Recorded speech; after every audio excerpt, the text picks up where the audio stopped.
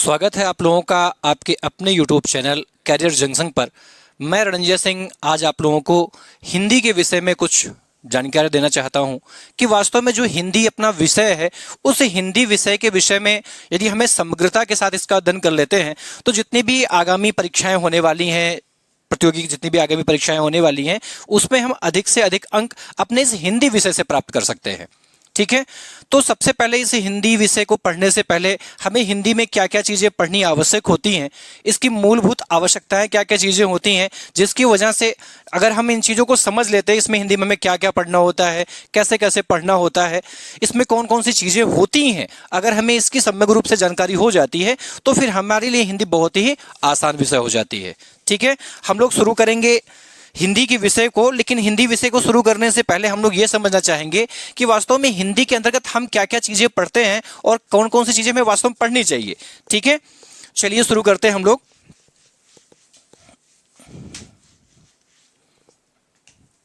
सबसे पहले हम लोग हिंदी की पृष्ठभूमि समझेंगे कि हिंदी में हमें क्या क्या चीज़ें पढ़नी होती हैं। तो वास्तव में हिंदी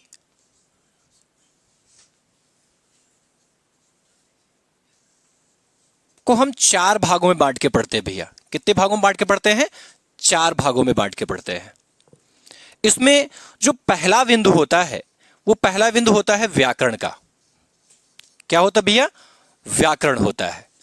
इस व्याकरण के अंतर्गत हम क्या पढ़ते हैं? इस व्याकरण के अंतर्गत हम लोग वर्ण विचार पढ़ते हैं,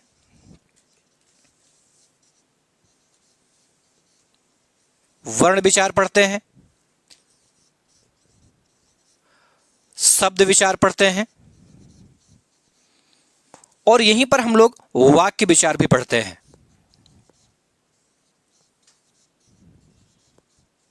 वाक्य विचार जो हिंदी का व्याकरण है, वो पूरा का पूरा व्याकरण जो है आपके इन्हीं तीन बिंदुओं में सिमटा हुआ है। ठीक है, यदि इन तीन बिंदुओं का हम लोग गहनतम अध्ययन कर लेते हैं तो ये मान के चलिए कि व्याकरण से आने वाले कोई भी प्रश्न फिर छूटते नहीं है। ठीक है, इसके आगे जो हिंदी का दूसरा विषय वस्तु बन जाता है वो बनता है भैया काव्य शास्त्र। क्या बनता है?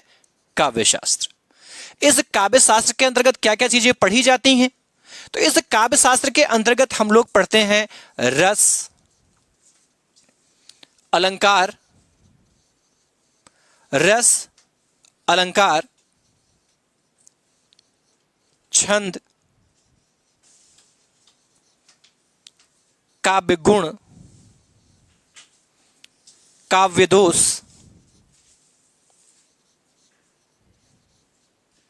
काव्य दोष।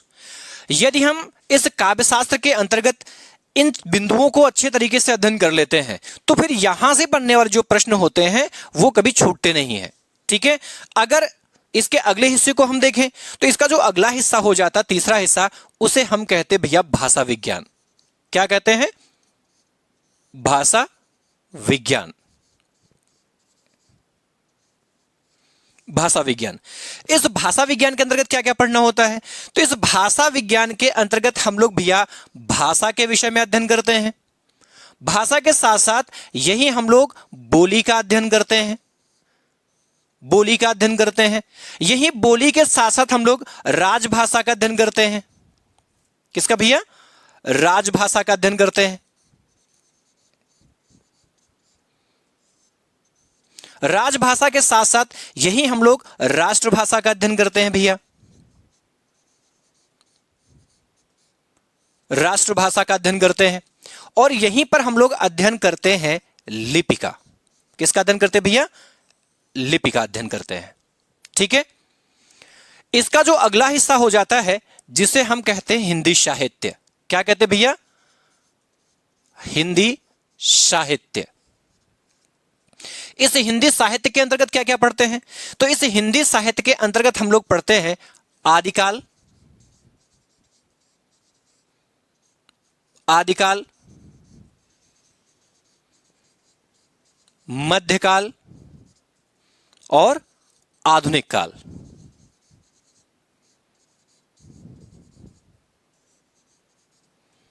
और आधुनिक काल का अध्ययन करते हैं। अगर हम लोग इस हिंदी साहित्य के अंतर्गत आदिकाल का सविस्तार से अध्ययन कर लें, मध्यकाल का सविस्तार से अध्ययन कर लें और आधुनिक काल का सविस्तार रूप से अध्ययन कर लें, तो फिर यहां साहित्य से जुड़े हुए जो प्रश्न होते हैं वो आपको छूटते नहीं है। यही हम लोग अध्ययन करते हैं, पत्र और पत्रिकाओं का भी अध्ययन करते हैं। यहीं पर पत्र और पत्रिकाएं भी सम्मिलित हो जाती हैं। पत्र और पत्रिकाएं भी सम्मिलित हो जाती हैं। ठीक है, अगर हम हिंदी को सही तरीके से जानना और समझना चाहते हैं तो हमें हिंदी के इतने बिंदुओं को समझना ही चाहिए। अगर हम इनको समझ लेते हैं, इनके विषय में सविस्तार रूप से अध्ययन कर लेते हैं, तो ये मान के चलिए फिर हिंदी आपका कंप्लीट हो जाती है। ठीक है, अब हम लोग क्या करेंगे कि इसमें एक एक बिंदु के विषय में सविस्तार रूप से चर्चा करेंगे। ठीक है, जिसमें पहला विषय वस्तु जो हम बनाने वाले हैं वो बनाएंगे भाषा विज्ञान का। क्या बनाएंगे भैया? भाषा विज्ञान। और हम लोग अब क्या करते हैं कि भाषा विज्ञान को सविस्तार रूप से समझने की कोशिश करते हैं, इसमें क्या क्या चीजें हैं, कैसे कैसे हैं। ठीक है, तो हम लोग चलते हैं भाषा विज्ञान की तरफ। और भाषा विज्ञान का जो पहला विषय वस्तु बनता है वो क्या बनता है भैया? भाषा बनता है। तो हम लोग अध्ययन किसका करेंगे? भाषा का। ठीक है, भाषा विज्ञान।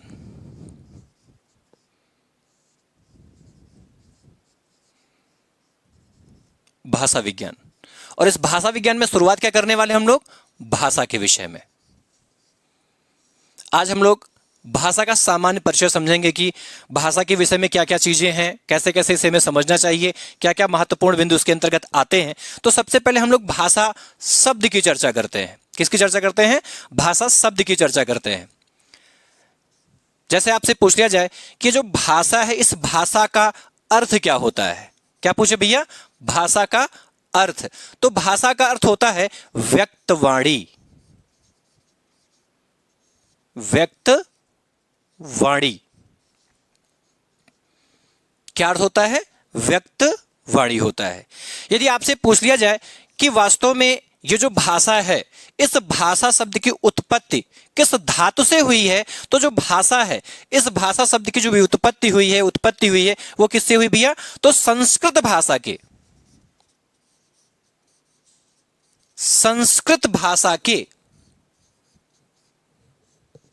भास धातु से हुई है। किस धातु से भैया? भास धातु से हुई है। धातु से हुई है।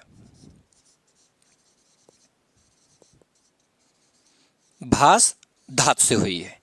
यदि हम बात करें इसके प्रकार की, किसकी बात करें? प्रकार की। ये कितने प्रकार की होती है? तो वास्तव में भाषा जो होती है वो 3 प्रकार की होती है। कितने प्रकार की? 3 प्रकार की होती है। कौन कौन सी है? इसके जो 3 प्रकार बताए गए वो कौन कौन से हैं? तो पहला है भैया कथित भाषा। क्या है? कथित भाषा। दूसरा है लिखित भाषा।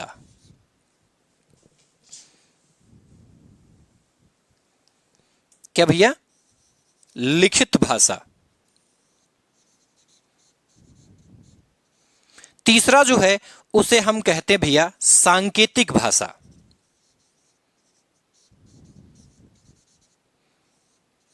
क्या है? सांकेतिक भाषा।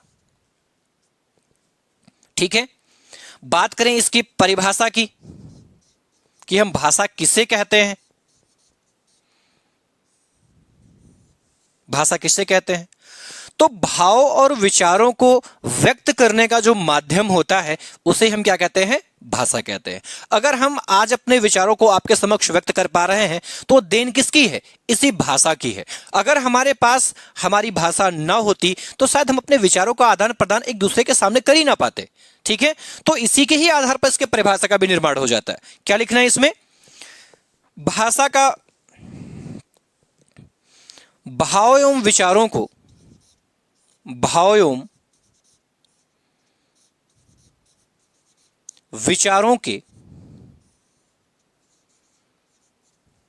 अभिव्यक्ति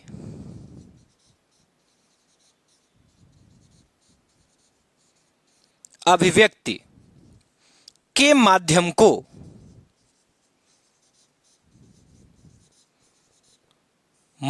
को भाषा कहते हैं।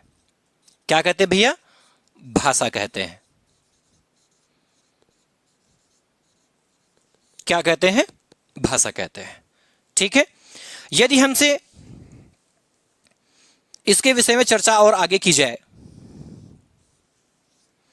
कि भाषा के अंग कितने हैं, क्या पूछे? अंग। तो भाषा के अंग भी 3 ही होते हैं। भाषा के अंग कितने होते हैं? 3 होते हैं। कौन कौन से होते हैं? तो भाषा के जो 3 अंग बताए गए हैं वो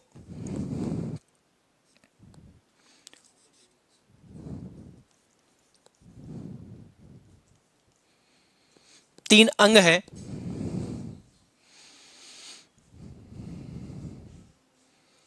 पहला है उसमें वर्ण, दूसरा है उसमें शब्द, और तीसरा उसमें क्या है भैया? वाक्य। तीसरा क्या है? वाक्य है। ठीक है, तो आपको यदि आपसे इसमें पूछ लिया जाए कि भाई हम भाषा के विषय में आपसे पूछें कि भाई भाषा का अर्थ क्या होता है, क्या पूछे? भाषा का अर्थ। तो भाषा का अर्थ होता है व्यक्त वाणी। क्या होता है भैया? व्यक्त वाणी होता है। ठीक है, यदि आपसे पूछ लिया जाए कि ये जो भाषा है, उस भाषा शब्द की जो व्युत्पत्ति हुई है वो किस धातु से हुई, किसे पूछे? किस धातु से हुई है? तो किस धातु से हुई भैया? भास धातु से हुई है। किस धातु से हुई है? भास धातु से हुई है। यदि आपसे पूछ लिया जाए कि ये जो भाषा है वो कितने प्रकार की है, तो भाषा वास्तव में कितने प्रकार की होती है भैया? 3 प्रकार की होती है। ठीक है, कौन कौन सी? तो कथित है। ठीक है, कौन कौन सी भैया? तो पहली जो है वो कौन सी भाषा है? कथित भाषा है। कौन सी भाषा भैया? कथित भाषा है। दूसरी कौन सी भाषा है? दूसरा भाषा का प्रकार कौन सा है भैया? तो वो लिखित भाषा है। क्या भैया? लिखित। और तीसरा क्या है भैया? तो तीसरा है सांकेतिक भाषा। ये भाषा के प्रकार हैं। ठीक है, भाषा के प्रकार और भाषा के अंग थोड़े से अलग हैं। ठीक है, अगर आपसे परिभाषा पूछ ले भाई कि भाषा कहते किसे हैं, तो मैंने अभी आपसे बताया ना कि भाव और विचारों, क्या मैंने कहा? भाव और विचारों के अभिव्यक्त का जो क्या है? माध्यम। क्या भैया? माध्यम। उस माध्यम का नाम ही क्या भैया? भाषा है। क्या भैया? भाषा है। ठीक है, अगर इसके अंग की बात की जाए कि भाई भाषा के अंग कितने होते हैं, तो भाषा के अंग 3 होते हैं, जिसमें पहला है वर्ण, दूसरा है शब्द, तीसरा है वाक्य। ठीक है, आगे हम लोग इसके विषय में सविस्तार रूप से अध्ययन करेंगे। जैसे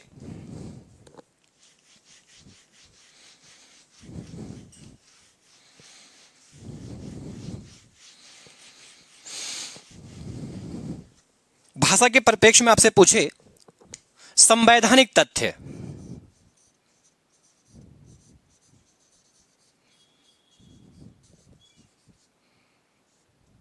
संवैधानिक तथ्य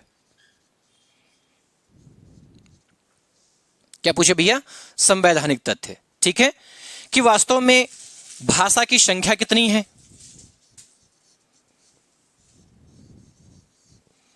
भाषा की संख्या। तो वैसे जो मानक भाषाएं हैं, जो संविधान में मान्यता प्राप्त भाषाएं हैं, उन भाषाओं की संख्या कितनी भैया? 22 है। कितनी है?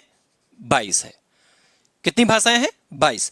अब इसमें कभी कभी भ्रम की स्थितियां आ जाती है, हम लोग 18 कह बैठते हैं, तो ध्यान रहे भाषा की संख्या 22 ही है। ठीक है, अगर वो पूछे आपसे, क्या पूछ ले भैया? अगर वो आपसे बोली पूछे, भाषा ना पूछे, बोली पूछे, तो अगर बोली की संख्या आपसे पूछी जा रही, बोली, तो बोली की संख्या 18 होती। किसकी संख्या भैया? बोली की संख्या। तो जो बोली की संख्या है वो कितनी भैया? तो बोली की संख्या 18 है। कितनी है? 18 है। ठीक है, तो मान्यता प्राप्त जो बोली कितनी है? वो 18 है, और मान्यता प्राप्त भाषा जो है वो कितनी है? 22 है। ये आंकड़ा आपको ध्यान में रखना होता है। ठीक है, अगर इसके परिप्रेक्ष्य में कुछ और भी चीजें हैं जो आपको भाषा से जुड़ी हुई जानकारी होनी चाहिए, जैसे आपसे पूछ ले इसमें कि वास्तव में जो अपभ्रंश भाषा है, ठीक है, अपभ्रंश भाषा, तो अपभ्रंश भाषा के जो भेद मिलते हैं वो भेदों की संख्या कितनी भैया? 7 है। कितनी संख्या है? 7 है। ठीक है, अब उन 7 जो इसके संख्या है, ध्यान में रखना आपको, अपभ्रंश भाषा की संख्या। किसकी संख्या भैया? अपभ्रंश भाषा की संख्या है। यही आपसे पूछे उपभाषा की संख्या, किसकी संख्या भैया? उपभाषा की संख्या। तो उपभाषा की जो संख्या है वो उपभाषा की संख्या है आपकी मात्र, उपभाषा की संख्या कितनी होती है? 5। कितनी संख्या होती है भैया? 5। यदि आपको इसमें जो भ्रम का विषय वस्तु बनता है, चीजें हम लोग समझ नहीं पाते अच्छे से। यदि आपसे पूछ लिया जाए कि भाषा की संख्या कितनी, किसकी संख्या पूछ रहा? भाषा की संख्या। तो भाषा की संख्या होती भैया 22, और बोली की संख्या कितनी होती है? 18। कितनी होती भैया? 18 होती है। और जो अपभ्रंश भाषा है, इस अपभ्रंश भाषा के आपसे पूछ ले, भेद पूछ ले, तो इसकी संख्या होती है 7। और जो उपभाषा है, इस उपभाषा के लिए आपसे संख्या पूछ ली जाए तो कितना आप बताएंगे भैया? 5 बताएंगे। ठीक है, इसके आगे हम समझेंगे भाषा विकास क्रम। ठीक है, क्या देखेंगे भैया? भाषा विकास क्रम कि वास्तव में इस भाषा का विकास क्रम क्या रहा, किस तरीके से भाषा आगे विकसित हुई। आपको तो पता है कि हमारी जो अपनी प्राचीनतम भाषा रही, वो प्राचीनतम भाषा क्या थी? हमारी प्राचीनतम भाषा थी संस्कृत। उस संस्कृत से विकसित होते होते ये भाषा हिंदी तक कैसे पहुंची, उसका रूप कैसे विस्तृत हुआ, उसके विषय में थोड़ा सा समझते हैं। ठीक है, आगे आप लिखेंगे भैया भाषा विकास क्रम। क्या देखेंगे भैया? भाषा विकास क्रम, भाषा विकास क्रम। ठीक है, तो भाषा विकास क्रम को हम एक कोड के माध्यम से समझने की कोशिश करते हैं। ठीक है, इनका क्रम आप कभी नहीं भूलेंगे। सम, प, प्रा, अप, औ, हिंदी। क्या भैया? हिंदी। ठीक है, अब अगर आप इस कोड पे इसको याद कर लेते हैं तो इनका क्रम कभी भी व्यतिक्रम नहीं होगा, आप इसे क्रमागत याद कर सकते हैं। ठीक है, जैसे इसमें सं से क्या है, इसका मतलब भैया संस्कृत। क्या भैया? संस्कृत। ठीक है, इस पासे मतलब क्या है? तो पासे मतलब है भैया पाली। क्या भैया? पाली। ठीक है, इसमें जो अगला है, वो पाली के बाद में जो अगला विकास होता है वो किसका होता भैया? प्राकृत भाषा का। किसका? प्राकृत भाषा का। ठीक है, प्राकृत भाषा का। उसके बाद में जो विकास होता है वो किसका होता भैया? तो वो विकास होता है अपभ्रंश का। किसका भैया? अपभ्रंश का विकास होता है। ठीक है, और अपभ्रंश के बाद जो विकास होता है वो अवहट भाषा का होता है। किसका होता है? अवहट का होता है।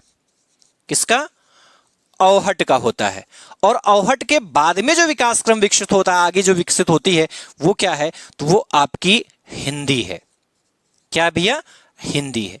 ये जो अवहट भाषा आप देख पा रहे हैं, ये अवहट भाषा वास्तव में संक्रमणकालीन भाषा की श्रेणी में आती है, अर्थात इस पर आपके इस अपभ्रंश का भी प्रभाव पड़ता है और हिंदी का भी प्रभाव पड़ता है। इसलिए इसे हम क्या कहते हैं? तो इसे कहते हैं संक्रमणकालीन भाषा।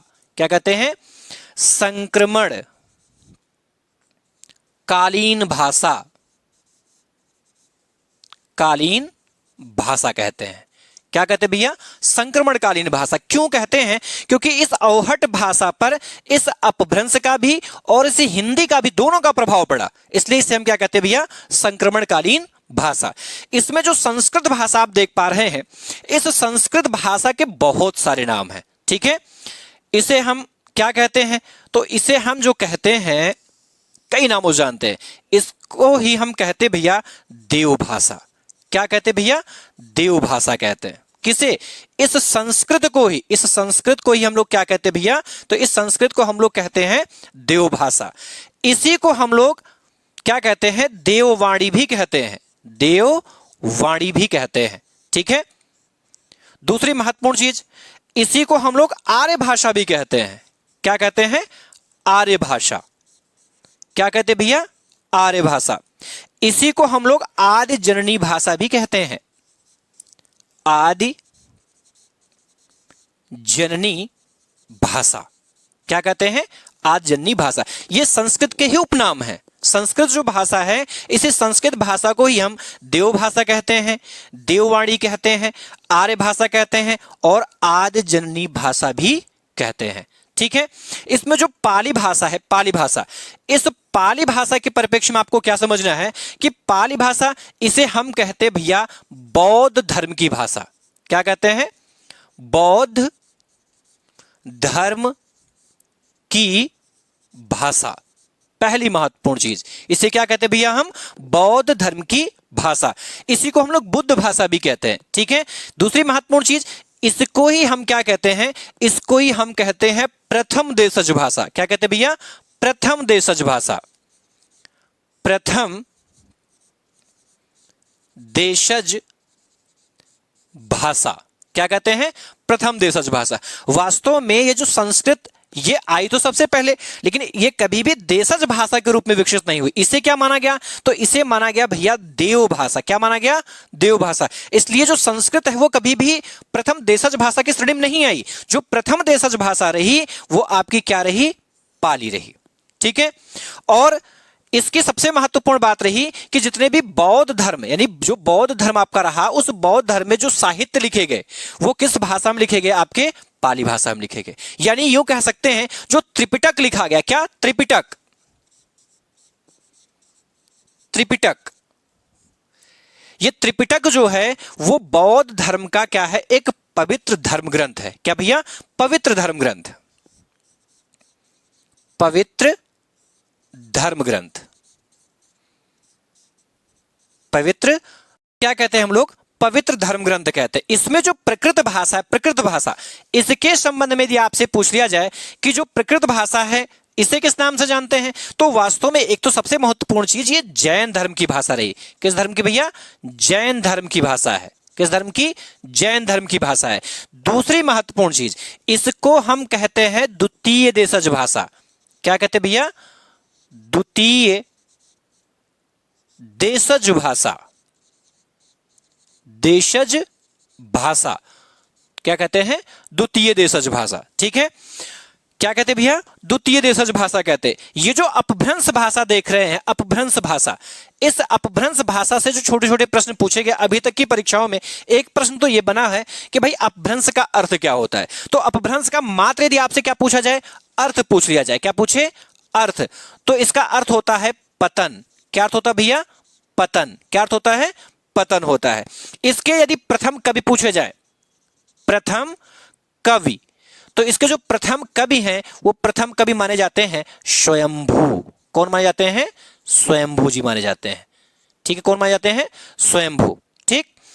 और ये तो मैंने बताया ना आपको कि अवहट के विषय में यदि आपसे चर्चा की जाए, अवहट, तो अवहट को हम भैया संक्रमणकालीन भाषा मानते। क्या मानते हैं? संक्रमणकालीन भाषा।